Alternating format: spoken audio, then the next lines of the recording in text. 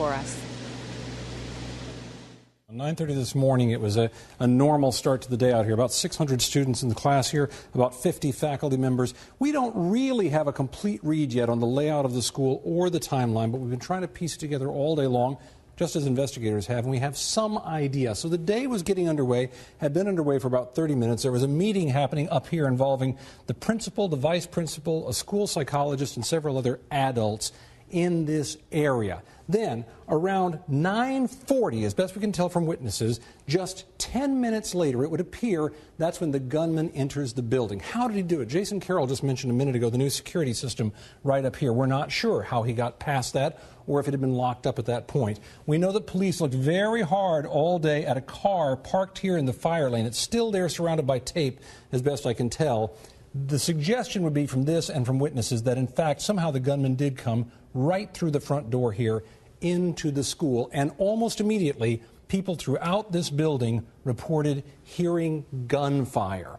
9:41, that's when the calls started coming in to 911.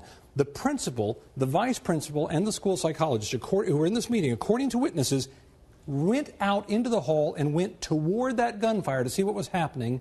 There was shouting, many shouts and shots, and the vice principal came back into the meeting room wounded, but the other two did not.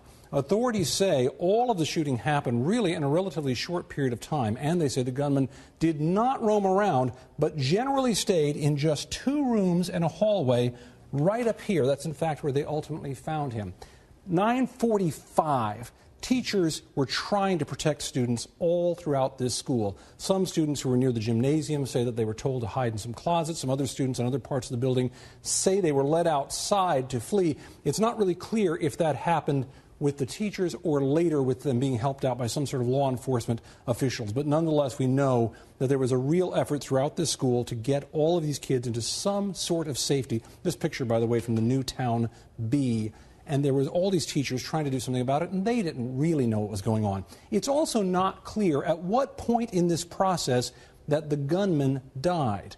Law officials say no officers fired a weapon, but they did find him dead in one of the rooms there, the suggestion being probably that he killed himself, but we'll get more details of that as we go on. This is what we do know. When law enforcement agents arrived at this school, they immediately set up a perimeter around it. It was state and local police, and officers spread throughout the building. They say they entered immediately to secure rooms, to find students, and to make sure if a gunman was still active in there that they got him under control or killed him if he had to. Then they quickly started leading students away from the school, trying to get them out to safety. This was just a horrendous event, as you know. Very difficult even for the officers who were involved, because they had to, as you said, tell many of these children, avert your eyes, close your eyes, because they knew they were going to lead them right past many of the victims.